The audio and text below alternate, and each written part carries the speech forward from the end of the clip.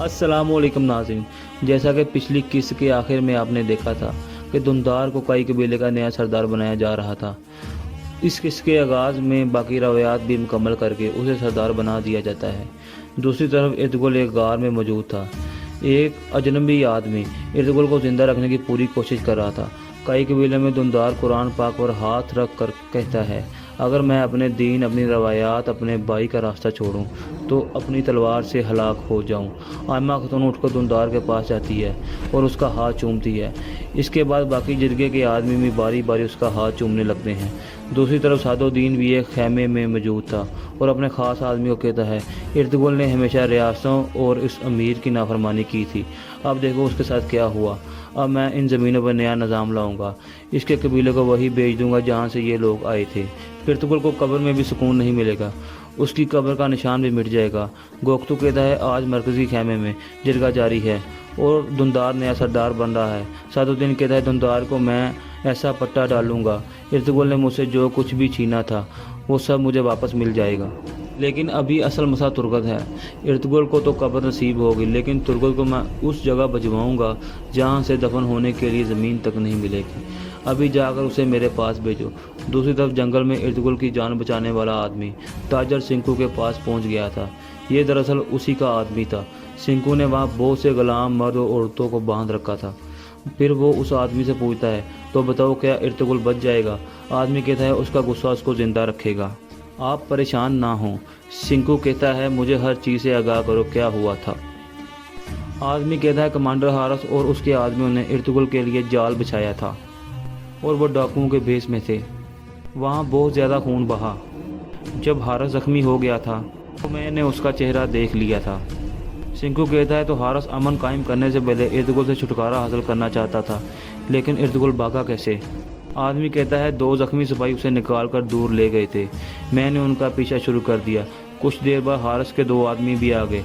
फिर सिंकू पूछता है, और जली हुई लाश किसकी थी? फिर आदमी कहता है, मैंने इर्तुगुल की अंगूठी उतारकर हारस के आदमी को पहना दी थी, फिर उसकी लाश को जला डाला था। ये सुनकर सिंकू खुश हो गया और कहता है, अब हमारे पास वो बड़ी ताकत आ गई है जिससे हम दो मुल्कों को एक दूसरे के खिलाफ लड़ा सकते हैं। अब हमें बहुत सारा मुनाफा कमाने के लिए इर्तुगुल को ज़िंदा रखना होगा। हारस को मुर्दा इर्तुगुल से कोई डर नहीं, लेकिन ज़िंदा इर्तुगुल से ज़रूर खौफज़दा करेगा। दूसरा आदमी कहता है, वो हमें इसके बदले मुँह मांगा सोना देगा। सिंकू कहता है, तुम जल्द उससे रब्ता करोगे। किले में मारिया हमारी जासूस के तौर पर काम करेगी। चलो चलकर इर्तुगुल को देखते हैं। फिर दोनों गार में दाखिल हो जाते हैं। इर्तुगुल बेहोशी की हालत में था। सिंकू उसका जायज़ा लेता है और फिर कहता है, तुम अपने गुस्से की वजह से ज़िंदा रहो इर्तुगुल, ताकि हम अमीर हो सकें। फिर सिंकू और उसका आदमी बाहर निकल जाते हैं। उनके जाने के बाद इर्तुगुल होश में आ जाता है और कहता है, यार अब जैसे तूने यूसुफ को कुएं से निकाल कर बचाया था, इस गरीब गुलाम की भी मदद फरमा। तो दूसरी जानब काई कबीले में तुर्गत सादुद्दीन के पास पहुंचता है। सादुद्दीन कहता है, सुल्तान ने तुम्हें क्या जिम्मेदारी दी थी? तुर्गत कहता है, उन्होंने ये कहा था कि पता लगाओ क्या हुआ है और इर्तुगुल साहब को तलाश करो। सादुद्दीन कहता है, तो तुम्हारी जिम्मेदारी पूरी हो गई, अब तुम्हारी यहाँ कोई ज़रूरत नहीं। तुर्गत कहता है, इर्तुगुल साहब तो मिल गए, लेकिन जिन लोगों ने ये किया है। सादुद्दीन उसकी बात काट देता है और कहता है, वो मैं देख लूँगा, मैं रियासत का अमीर हूँ, हमारी फ़ौज जंग के लिए रवाना है, अब तुम्हारा यहाँ रहने का कोई फ़ायदा नहीं। कल सुबह अपने सिपाही लो और यहाँ से जाकर हमारी फ़ौज के साथ शामिल हो जाओ। ये सुनकर तुर्गत को बहुत गुस्सा आता है, लेकिन वो उसकी बात मानकर बाहर निकल जाता है। दूसरी तरफ वो आदमी गार में एक दवा तैयार करके इर्तुगुल के ज़ख्मों पर लगाने लगता है। काई कबीले के मरकज़ी खैमे में तुर्गत असलान को बताता है कि मैं कल सुबह सिपाहियों के साथ जंग पर रवाना हो रहा हूँ। असलान कहती है, मैं जानती हूँ कि तुम्हारे लिए ये बहुत मुश्किल है, लेकिन तुम एक सिपाही हो, तुम्हें जंग में ज़रूर हिस्सा लेना चाहिए, लेकिन ये मत भूलना कि कोई तुम्हारा इंतज़ार करेगा। फिर वो दोनों मुस्कुराने लगते हैं। दूसरी तरफ इर्तुगुल को शदीद बुखार हो जाता है और वो कांपने लगता है और वो आदमी इस पर पानी की पट्टियाँ रखने लगता है। इसी दौरान हलीमा इर्तुगुल की कब्र पर मौजूद थी और उसके गम में आंसू बहा रही थी और कहती है, मुझे यकीन नहीं आ रहा कि आप ज़मीन के नीचे चले गए हैं इर्तुगुल। अब ये काली मिट्टी मेरी दुश्मन है, मैं इससे कैसे लड़ूंगी? اتنے میں گندوز بھی وہاں پہنچ جاتا ہے اور کہتا ہے والدہ آپ نے مجھے بتایا نہیں کہ آپ یہاں آ رہی ہیں۔ حلیمہ کہتی ہے تم سو رہے تھے بیٹا، میں تمہیں جگانا نہیں چاہتی تھی۔ گندوز کہتا ہے آپ کو مجھے جگانا چاہیے تھا والدہ، بابا کی قبر پر پھول کیسے کھلیں گے اگر ہم اس پر پانی نہیں ڈالیں گے تو۔ پھر گندوز قبر کے اوپر پانی ڈالنے لگتا ہے۔ اس کے بعد گندوز کہتا ہے میں آپ کو کچھ بتانا چاہتا ہوں والدہ۔ حلیمہ پوچھتی ہے کیا؟ گندوز قبر کی طرف دیکھتے ہوئے کہتا ہے بابا آپ نے مجھے لوہے کی تلوار نہیں اٹھانے دی، لیکن آپ یہاں نہیں ہیں، وقت آ گیا ہے، اب میں نے لوہے کی تلوار اٹھا لی ہے۔ پھر وہ تلوار کو قبر کے اوپر رکھ دیتا ہے اور اپنی والدہ کے ساتھ غمگین ہو کر بیٹھ جاتا ہے۔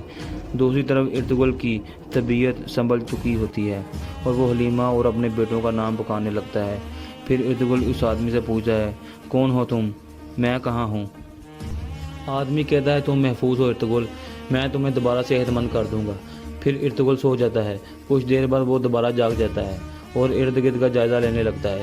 پھر وہ اٹھ کر بیٹھ جاتا ہے، کھڑا ہونے کی کوشش کرتا ہے اور گر جاتا ہے۔ پھر دوسرا آدمی اٹھا کر دوبارہ اوپر بٹھاتا ہے۔ پھر وہ آدمی کہتا ہے دیکھو میں تمہارے لیے شوربہ بنا کر لایا ہوں، یہ پیو۔ ارطغرل کہتا ہے یہ شوربے کا وقت نہیں، میرے سپاہی کہاں ہیں، تم کون ہو؟ وہ آدمی کہتا ہے تم مجھے زخمی حالت میں ملے تھے، مجھے ایک دوست سمجھو، اب یہ پیو اور جلد ٹھیک ہو جاؤ۔ پھر ارطغرل کہتا ہے میرا ٹھیک ہونا تمہارے لیے اتنا کیوں ضروری ہے؟ دوسرا آدمی جواب دیتا ہے صرف میرے لیے نہیں، آپ کے لوگ آپ کو بہت پیار کرتے ہیں اور وہ آپ کا انتظار کر رہے ہیں۔ یہ سن کر ارطغرل سوچ میں پڑ جاتا ہے۔ اس کے بعد رات کا وقت ہو جاتا ہے۔ ارطغرل آہستہ آہستہ اپنی جگہ سے کھڑا ہو کر چلنے لگتا ہے اور کچھ دیر بعد نیچے گر جاتا ہے۔ اتنے میں باہر سے دوسرا آدمی آ جاتا ہے اور اسے سہارا دے کر دوبارہ اپنی جگہ پر لٹا دیتا ہے۔ پھر وہ آدمی شوربہ بنا کر ارطغرل کو دیتا ہے اور ارطغرل اس کا شکریہ ادا کرتا ہے۔ دوسری طرف حلی بازار کے محل میں گوگتو کہتا ہے ہم کارا جیسر کے لیے جانے کے لیے تیار ہیں امیر حضرت۔ سعد الدین کہتا ہے اعلیٰ اور بہادر صاحب کے بارے میں کوئی خبر ہے؟ گوگتو کہتا ہے وہ راستے میں ہیں، امیر حضرت جلد پہنچ جائیں گے۔ سعد الدین کہتا ہے بہادر ہمارے لیے بہت ضروری ہے کیونکہ جاندار کا بھائی بہادر اسلان کو قابو کرے گا، پھر اسی کی مدد سے میں اسلان سے شادی کر لوں گا اور پھر جاویدار قبیلہ بھی میرے ہاتھ میں آ جائے گا۔ دوسری طرف بہادر کا قافلہ راستے میں رک کر ایک جگہ آرام کر رہا تھا۔ بہادر سب سے مخاطب ہو کر کہتا ہے ہم نے سلطان کی فوج کے ساتھ مل کر دشمن کو تباہ کر دیا اور اپنی بہادری ثابت کر دی، یہاں سے میرے بھائی کا قبیلہ قریب ہے، اب وقت آ گیا ہے سب کو میرے حکم کے نیچے متحد کیا جائے۔ کچھ دیر بعد ایک آدمی چھپ کر بہادر کا نشانہ لینے لگتا ہے، لیکن اتنے میں بہادر کا بیٹا اسے دیکھ کر پکڑ لیتا ہے اور کہتا ہے غدار۔ پھر اسے پکڑ کر اپنے باپ کے سامنے لے آتا ہے اور کہتا ہے میں آپ کو یہ غدار دے رہا ہوں بابا۔ بہادر اٹھ کر اس آدمی کے سامنے کھڑا ہو جاتا ہے اور کہتا ہے کارا تنگا، تم کبھی میرے قبیلے کے جرگے کے آدمی تھے، تم میری بیوی کے راجا کے بھائی تھے، لیکن میں تمہیں اپنے بیٹے سنجار جیسا سمجھتا تھا، لیکن تم نے مجھے اور میری بیوی کو قتل کرنے کی کوشش کی اور میری جگہ سردار بننا چاہتے تھے۔ کارا تنگا اپنی بہن کی طرف تھوکتے ہوئے کہتا ہے شرم ہے تمہارے اوپر، تم نے اپنے ہی سگے بھائی کو نیچا دکھایا۔ اس کی بہن کہتی ہے میری زندگی اور میرا خون بہادر صاحب ہیں، تم جیسا میرا کوئی بھائی نہیں۔ پھر وہ عورت اپنے بھائی کے پیٹ میں خنجر گھونپ دیتی ہے۔ بہادر کہتا ہے میری بیوی کو ایسا ہی ہونا چاہیے۔ بہادر کی بیوی کریجہ کہتی ہے اب اس غدار کا سر قلم کرنے کا شرف آپ حاصل کریں۔ پھر بہادر اپنی تلوار نکال کر کہتا ہے جو کوئی بھی میری نافرمانی کرتا ہے اور میرے حکم سے بغاوت کرتا ہے وہ اس کی قیمت اپنے سر کے بدلے میں چکاتا ہے۔ پھر بہادر تلوار کا وار کر کے اس آدمی کا سر اتار دیتا ہے۔ اس کے بعد بہادر کا بیٹا سنجار کہتا ہے جاویدار قبیلہ قریب ہے بابا۔ بہادر کہتا ہے وہ قبیلہ میرے بھائی جاندار کا ہے، اب وہ قبیلہ میرا ہو جائے گا، ہمارے ساتھ عظیم امیر سعد الدین ہیں، اب سے اس علاقے میں ہماری حکمرانی ہوگی، جس کسی نے بھی ہماری مخالفت کی اس کا سر اس غدار کی طرح نیزے پر لٹکا دیا جائے گا۔ اس کے بعد وہاں موجود سب لوگ بہادر صاحب زندہ باد کے نعرے لگانے لگتے ہیں۔ دوسری طرف ارطغرل غار میں موجود تھا، وہ آہستہ آہستہ کھڑا ہوتا ہے اور ایک لکڑی کو اٹھا کر ورزش کرنے لگتا ہے، لیکن اسے بہت درد محسوس ہوتی ہے۔ دوسری طرف کارا جیسر میں حارث اپنے خاص آدمی لوکس سے پوچھتا ہے کائی قبیلے کا کیا حال ہے؟ لوکس کہتا ہے وہ ارطغرل کی موت سے باہر نہیں آ پا رہے، ایسا نہیں لگتا وہ جلدی اسے بھول پائیں۔ پھر لوکس پوچھتا ہے ہم حلی بازار میں قبضہ کرنے کے لیے کب حرکت میں آئیں گے جناب؟ حارث کہتا ہے بہت جلد۔ کیا تم نے ڈاکو محالس کو خبر بھجوا دی ہے؟ لوکس کہتا ہے جی جناب۔ हारिस कहता है मुहारिस काफिलों पर हमला करने की खबर सुनकर बहुत खुश होगा। चलो अंदर चले, हमारा एक अजीज़ दोस्त अमीर सादुद्दीन जल्द आने वाला है, देखते हैं उसे क्या तकलीफ़ है। गार में इर्तुगरुल की सेहत काफ़ी बेहतर हो चुकी होती है। फिर वो खड़ा होकर पानी का एक मटका उठा लेता है और मुस्कुराने लगता है, क्योंकि उसे यकीन हो गया था अब मैं सेहतमंद हो चुका हूँ। कारा जैसन में सादुद्दीन हारिस के पास पहुँच जाता है। हारिस ने उसके लिए बहुत अच्छी तरह खाने की मेज़ सजाई होती है। फिर वो दोनों आमने सामने बैठ जाते हैं। सादुद्दीन कहता है मैंने हमेशा अपने मुल्क के लिए कुर्बानियाँ दी हैं, मुझे उम्मीद है तुमने भी अपने मुल्क के लिए ऐसा ही किया होगा, लेकिन अब वक्त आ गया है हम अपने लिए कुछ करें हारिस। फिर हारिस कहता है आपके साथ काम करना मेरे लिए शर्फ की बात होगी अमीर सादुद्दीन, लेकिन पेशकश क्या है। सादुद्दीन कहता है हलिया बाज़ार हमारी शराकतदारी का पहला इनाम है।